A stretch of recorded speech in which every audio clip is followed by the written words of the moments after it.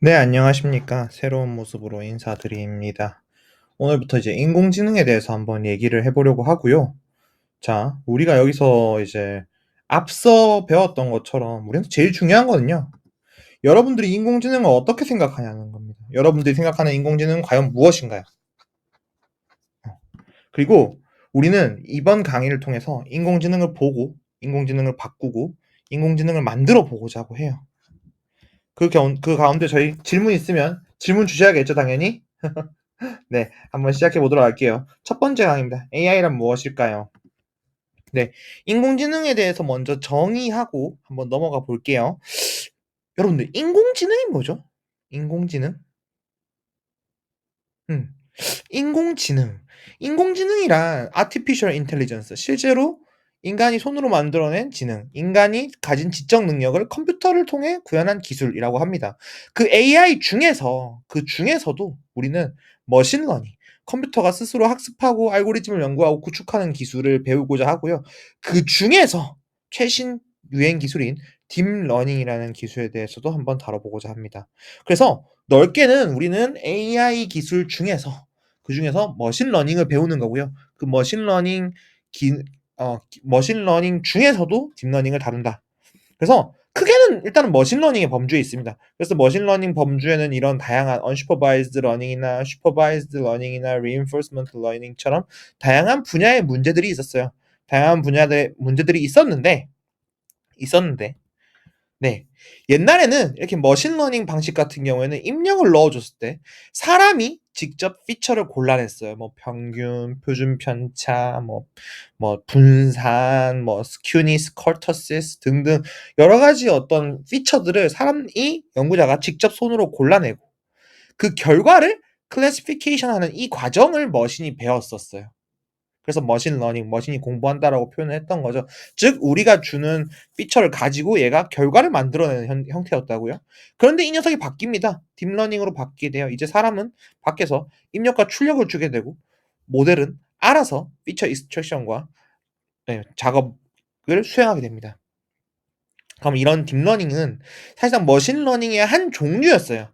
피처 익스트랙션을 사람이 손으로 하기 어려우니까 그것을 이제 기계가 대신할 수 있도록 해주도록 만든 것이 딥러닝이고요. 좀 더 발전된 형태죠. 그죠? 그 딥러닝의 등장은 2006년, 이 A Fast Learning Algorithm for Deep Belief Nets라고 하는 네, 논문이 이제 시초라고도 할 수 있겠습니다. 네, 이 힌튼 교수님께서 이 연구를 2006년에 처음 하셨냐? 아닙니다. 이분은 엄청나게 오랫동안 이 연구를 해오신 분이시고요. 그 당시에는 이 뉴럴 네트워크라는 것에 대한 인식이 그다지 좋지 않아서 부정적인 인식이 커서 딥이라는 걸 붙여서 이제 저희가 딥 러닝이라고 하는 이제 단어가 등장하게 된 거고요. 왜 딥이냐? 실제로 깊어서 그래요. 뉴럴 네트워크를 인, 인공신경을 모사한 녀석들을 붙여 만드는데 이걸 단순히 넓게 붙이는 게 아니라 깊게 붙였다 해서 딥 뉴럴 네트워크다라고 얘기했습니다. 그래서 이분은 이런 딥러닝의 체계 자체를 만드시고 제안하고 만드시고 이제 좀 더 깊게 개발하신 이제 대부죠, 대부. 네. 그래서 은닉층 보시는 것처럼 입력이 처음 들어오는 인풋 레이어가 있고 마지막에 아웃풋이 나오는 아웃풋 레이어가 있을 때 가운데에 있는 이것들을 우리는 은닉층, 히든 레이어라고 부르거든요. 그래서 은닉층을 뭐 2개 이상, 3개 이상 쓸 경우에 딥 뉴럴 네트워크다. 그걸 딥러닝이라고 한다라고 하는 거고요.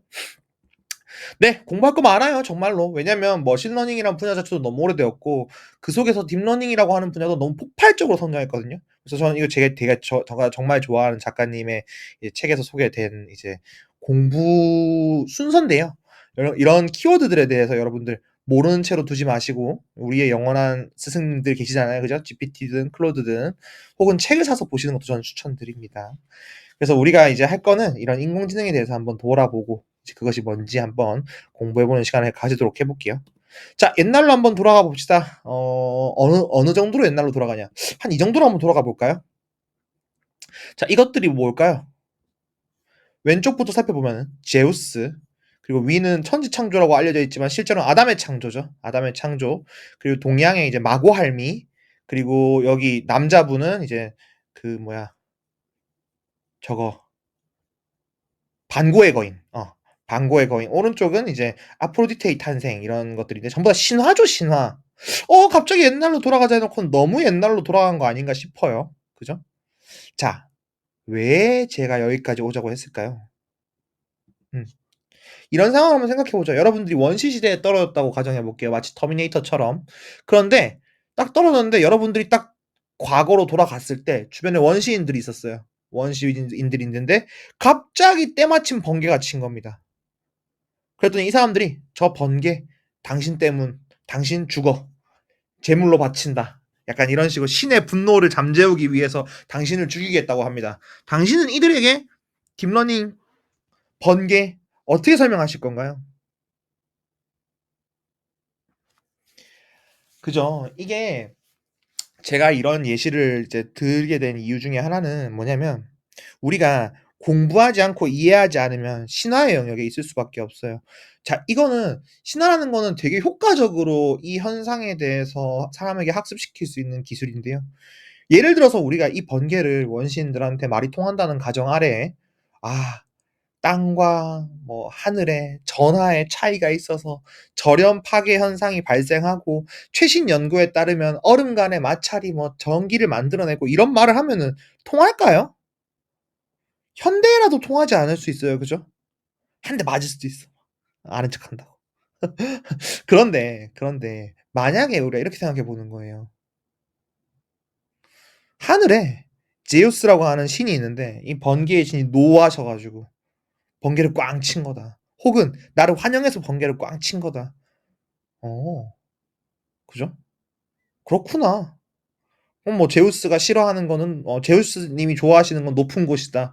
뭐 물에 있으면은 번개를 맞기 쉽다. 이런 것들을 교육할 수도 있겠죠. 그죠?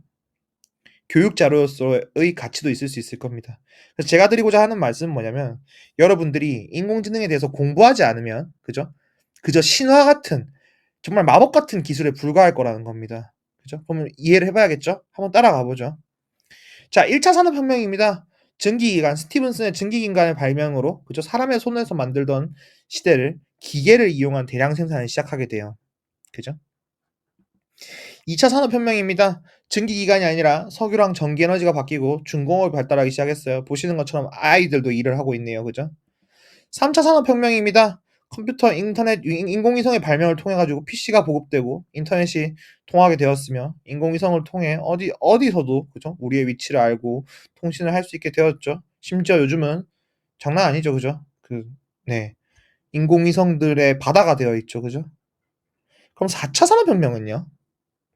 우리가 많이 얘기합니다. 4차 산업혁명이란 초고속, 초연결, 초지능이다. AI가 중심이 되는 4차 산업혁명이다라고 얘기합니다.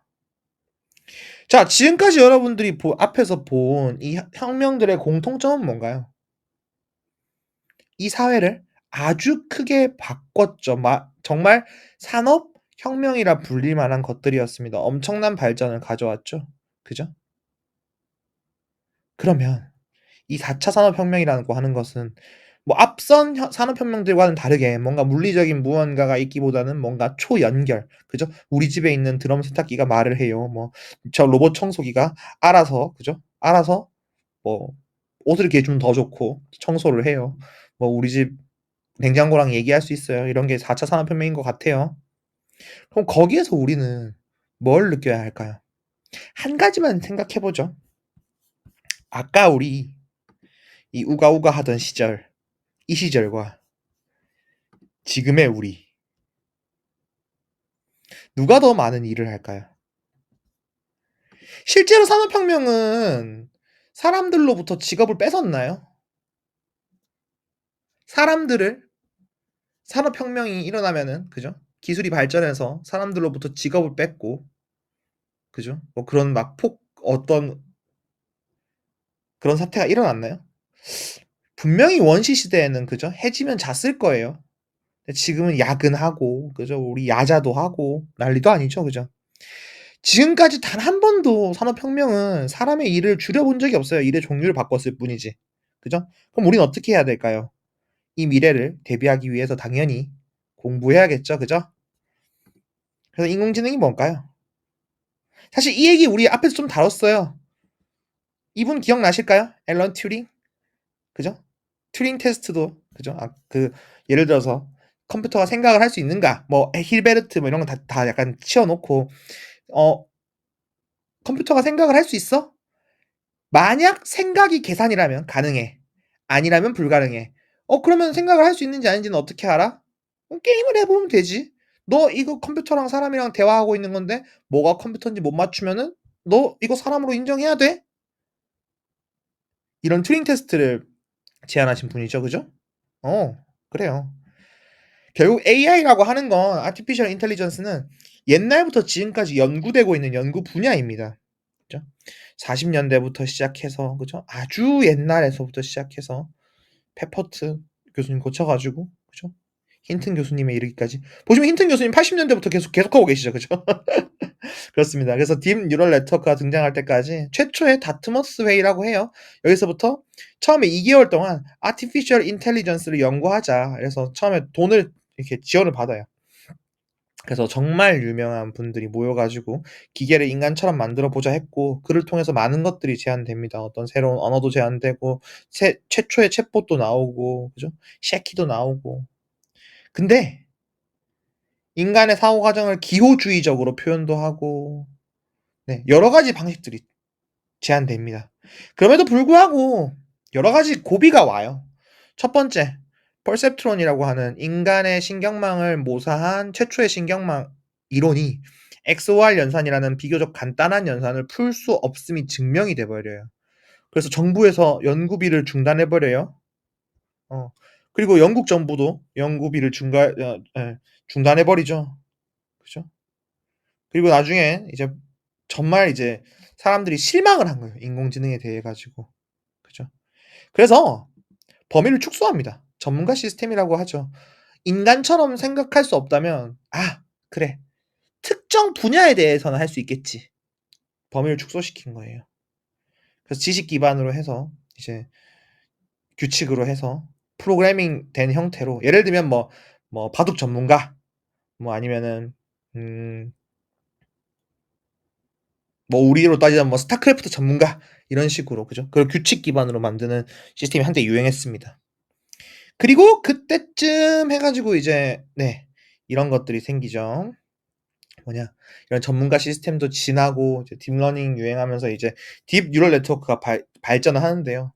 딥 뉴럴 네트워크가 엄청나게 깊은 깊이를 가지면 가질수록 좋아질 거라는 기대와 함께 이게 학습 가능해짐이 알려지고 난 뒤에 아까 보여드린 그죠? 어디냐? 네. 요 분의 연구. 이 딥한 신경망도 학습이 가능하다라고 제안이 된 이후에 이런 현상이 발견이 돼요. 어. 베니싱 그라디언트 프로블럼.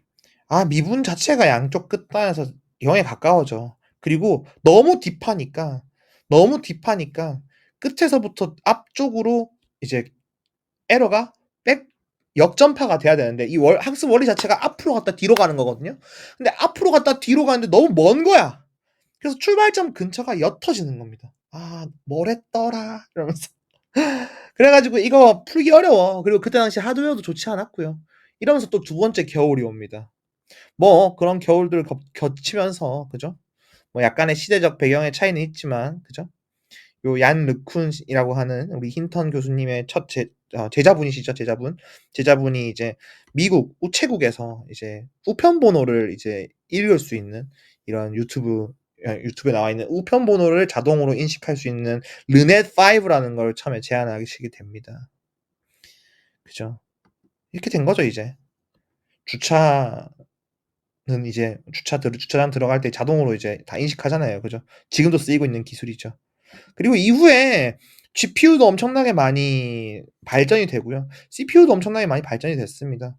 이런 발전과 더불어서 데이터의 중요성이 대두되게 되죠. 네. 우리 이제 페이페이리 교수님이 주도하에 이제 모으셨던 뭐 이미지넷이라든지 엠니스트 뭐 사이파10 이런 것처럼 인공지능이라는 건 데이터가 그게 중요하대. 우리 다 같이 연구하고 쓸 수 있는 데이터에 대해 가지고 같이 연구하고 잘해 보자. 이런 성능 좋은 AI를 개발하고 테스트할 수 있는 것들이 등장하기 시작합니다. 그 결과 그죠? 아마 제 인생에서 가장 쓸모없는 물건에서 '오 그래도 요즘은 꽤나 괜찮은데?' 정도의 물건이 된 녀석이 이 스마트 스피커일 거예요. 최초에 나왔을 때는 진짜 쓸 수 있는 기능이 없었어요. 그래서 지금은 날씨는 매일 물어봐요. 엄청나졌죠. 챗GPT 말해 뭐 합니까? 거의 뭐 일상생활에 거의 매일을 함께하고 있는 녀석이죠. 그런데 이제 그런 와중에 이런 뉴스를 보게 됩니다. 젠슨 황 엔비디아 CEO께서 이런 말을 해요. "5년 안에 AGI 실현될 것." 어? AGI는 뭐지? AGI가 뭐죠? 일반 인공지능이래요. 쳐다보면 이런 표를 만날 수 있습니다. 자, 앞쪽으로 Y축으로 보면은 ANI Artificial Narrow Intelligence, AGI Artificial General Intelligence, ASI Artificial Super Intelligence라고 하고요. 그죠? Reactive Limited Memory, Theory of Mind, Self-Aware, 그다음에 Consciousness. 자, XY를 따라 가지고 우리가 이제 이 인공지능의 범위를 얘네들이 지금 시각화시켜 놓은 건데요. 현재 지금의 우리의 인공지능은 ANI, 좁은 인공지능이라는 거죠. 좀 더 나아가면 General Intelligence, 일반적인 인공지능이 될 거라는 뜻입니다. 오. 그럼 지금은 좁은 영역에서의 인공지능이고 좀 더 일반적인 사람 같은, 다시 말하면 자비스죠. 그죠? 자비스 같은 녀석이 되고 더 나아가면은 엄청난 것이 우리가 아직까지 모르는 싱귤러리티를 넘은 슈퍼 인텔리전스가 등장할 수도 있다는 얘기입니다. 그래서 이런 피규어들도 있어요. 여기 흰색 선, 여기 보시면 가로로 있는 흰색 선, 사람 그려져 있죠. 사람의 능력을 얘네들이 넘기 시작했다는 그런 피규어고요. 정말 다양한 뉴럴 네트워크들이 제한되었고요. 그들의 뭐 규모는 말할 것도 없고요. 이것도 되게 오래된 자료라서 23년 이후에는 더 폭발적으로 증가했어요. 그죠? 그래서 이렇게 폭발적인 성장 뒤에는 어떤 것들이 있었나? 왜 딥러닝일 수밖에 없나에 대해서 첫 시간에 한번 다뤄보고자 해요. 규칙 기반, 통계 기반은 어떤 한계가 있었는가? 그죠? 예를 들어서 내가 만약에 규칙을 짠다고 생각해 보죠. 기침 있고 열 있으면 감기라고 하고 털 있고 짖으면 개라고 한다고 칩시다. 이거 문제 많겠죠. 왜? 폐렴인데 감기라고 할 수도 있잖아. 고양인데 개라고 할 수도 있잖아. 그죠? 우리는 모든 경우의 수를 생각해야 돼요. 그럼 한번 이런 것도 생각해 보죠. 엠니스트라고 하는 아주 유명한 데이터입니다. 숫자를 구분하는 인공지능을 만들어 보고 싶은 거예요. 실제로 핸드리튼, 손으로 쓴 글씨들을 모아 놓은 데이터 세트고요. 실제로 이렇게 생겼습니다. 그중에서 일부를 가지고 온 거예요. 요렇게 생긴 이미지는 자세히 보면은 흰색인 부분은 0, 검은색인 부분은 255. 네. 이렇게 숫자가 차 있어요. 숫자가 차 있는 형태로 볼 수 있고, 그랬을 때 코드입니다. 데이터셋을 불러오는 것도 그죠? 데이터셋 엠리스트 하면 바로 불러와질 수 있어요. 실제로 그려보실 수도 있고요. 그랬을 때 규칙을 한번 만들어 보자고요. 0을 놓고 보니까 0이라고 하는 친구는 센터 픽셀 가운데에 있는 점이 어두우면은 0이라고 하면 되겠네? 근데 그걸로 충분할까요? 아니겠죠? 아니 가운데가 밝으면 8이고 아니 어두우면 8이고 밝으면 1로 분류하자. 이게 말이 됩니까 이게? 안 될 거 아닙니까? 그러면 이걸 더 복잡하게 만드는 거야. 중심이 밝고 아래 위가 아래 뭐 중심은 밝으면 8, 뭐 아래가 밝고 어두우면 1. 그래서 이 케이스를 맞췄다고 쳐. 다른 케이스에서 또 문제가 돼요. 그럼 어떻게 해? 또 규칙을 추가할 수 있겠죠. 여러분들도 규칙 추가하실 수 있겠습니까? 그죠? 뭐 추가야 얼마든지 하겠죠. 이제 인내심의 싸움이겠죠. 이게 몇만 장 정도 있는데 그 몇만 장의 모든 규칙을 여러분들이 커버할 수 있을 건가? 어려운 문제입니다. 그죠? 그래요. 만약에 내가 날씨 더울 때 아이스크림 먹는다면 나는 여름에는 아이스크림만 먹어야 될 거예요. 추울 때 라면 먹는다면은 겨울에는 라면만 먹겠죠? 비 올 때 전하고 콜라 먹는다 그러면 장마 기간이 있었겠죠. 그죠? 어. 모든 조건을 규칙화를 손으로 하는 건 불가능하지 않을까라는 겁니다. 그래서 전통적인 프로그램이 규칙과 데이터를 내가 주고 해답을 찾게 했다면 이제는 데이터와 답을 주고 규칙을 찾게 만드는 거예요. 음. 그래서 우리가 연역과 기납에 대해서 얘기를 합니다. 모든 사람은 죽는데 소크라테스는 사람이고 그러니까 소크라테스는 죽는다라고 하는 연역. 그리고 소크라테스는 죽고 아리스토텔레스도 죽고 플라톤도 죽고 모든 사람은 죽는다. 우리의 딥러닝은 어디에 위치할까요? 귀납에 위치하고 있습니다. 물론 제가 이 전문가는 아니지만 네. 우리의 인공지능은 기납에 속해 있고요. 그 결과 전제가 참이라고 해서 결론의 참거짓을 알 수 없어요. 즉 발레가 발견되면 이 녀석은 아주 논리가 깨지는 약점이 있습니다. 즉 데이터상의 발레가 있으면 실패하는 모델이다 정도로 알아둘 수 있겠고요. 자, 정말 중요한 페이지입니다. 우리가 만약에 분석의 대상을 알고 있고 분석의 방법도 알고 있다면 우리는 최적화 문제를 푸는 걸 거고요. 우리가 만약에 분석의 대상을 모르면서 분석의 방법을 알고 있다면 우리는 통찰력이 필요할 거예요. 우리가 분석의 대상을 잘 알고 있는데 분석의 방법을 모르겠다. 그럼 솔루션이 필요한 거고요. 우리는 분석의 대상이 뭔지도 모르고 분석의 방법도 모르겠다라고 하는 거는 발견의 영역에 있는 연구를 중요시하는 거예요. 여러분들은 어떤 인공지능이 만들고 싶으신가요? 한번 생각해 봅시다. 다음 시간에 만나요.